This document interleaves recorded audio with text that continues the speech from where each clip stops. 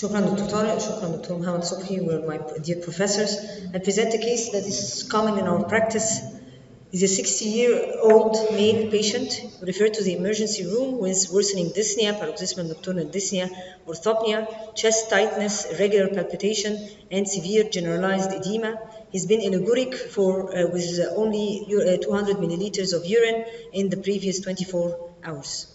His past history revealed that he'd been type 2 diabetic since 15 years.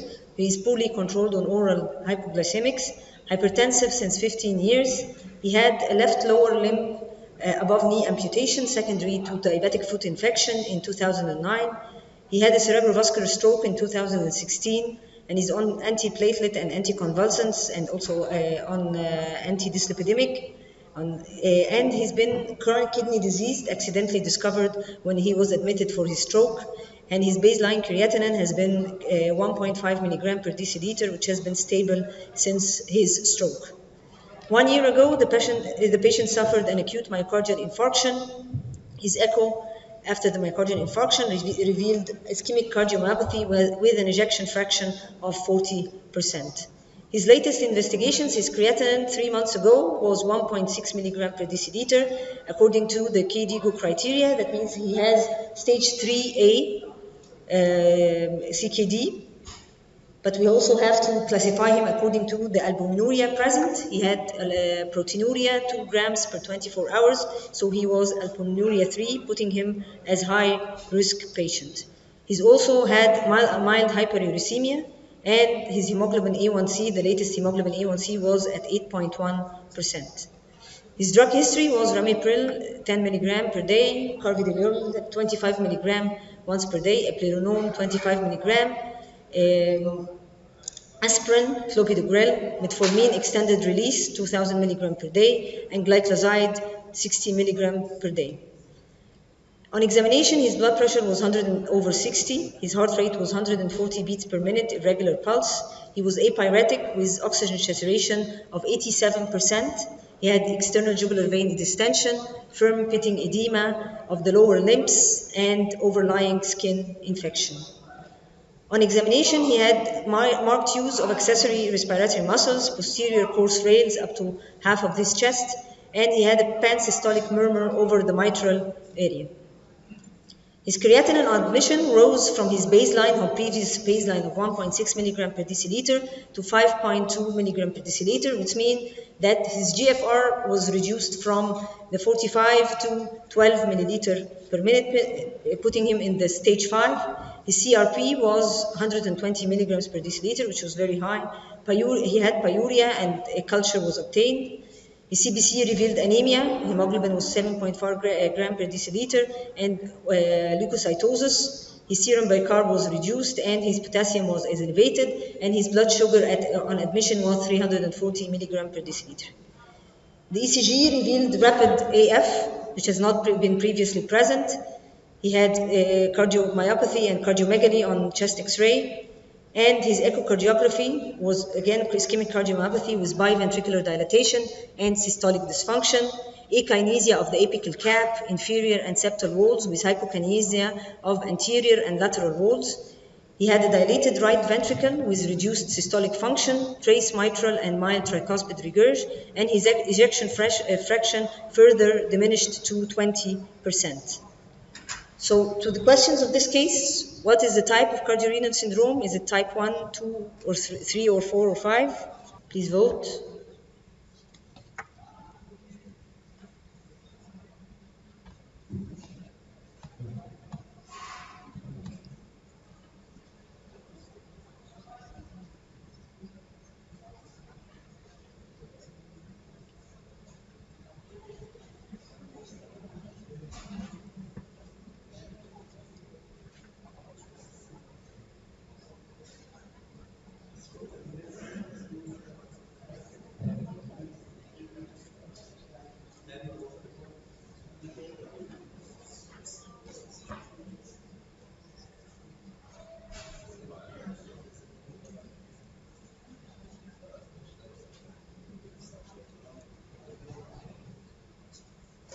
Next question.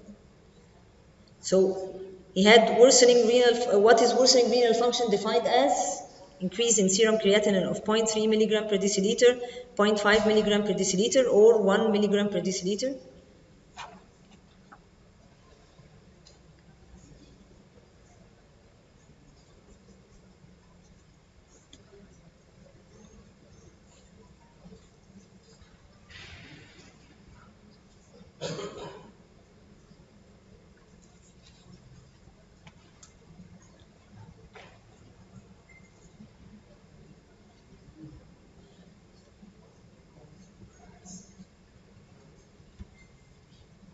Next question.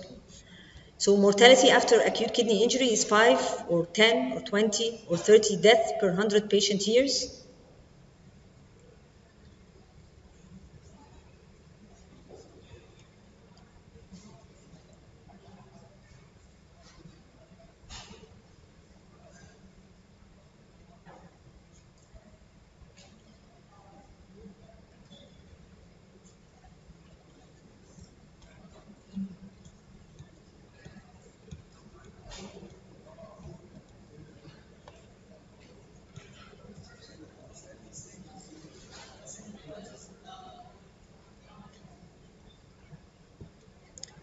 Next question, please.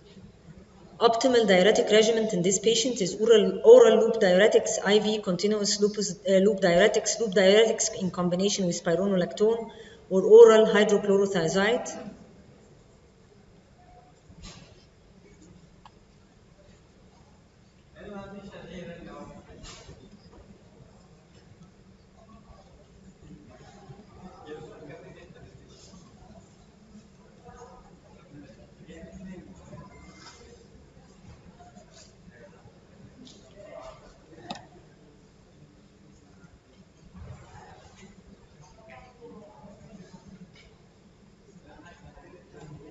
Okay, next question, please.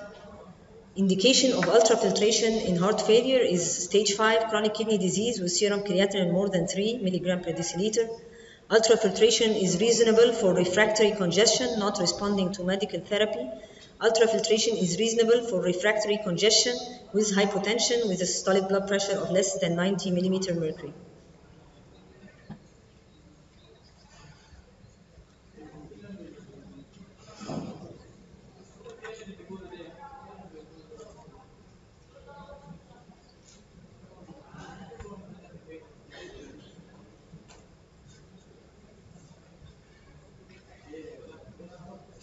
Okay, next question. Treatment of diabetes in this patient is glucagon-like peptide 1 or GLP-1 receptor agonist, SGLT2 inhibitors, metformin, or insulin.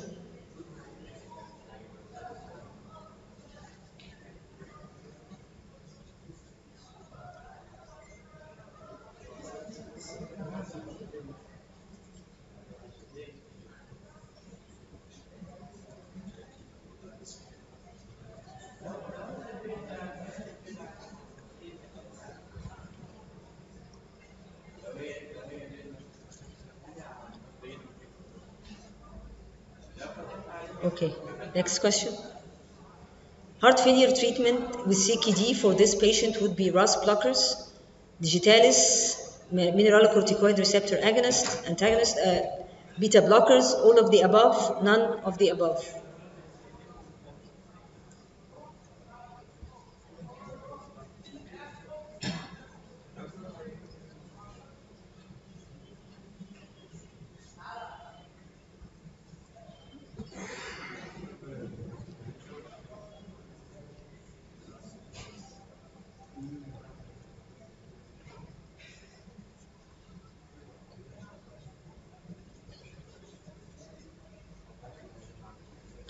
Thank you. Next question. Is cardioresynchronization therapy appropriate in this patient? Yes or no?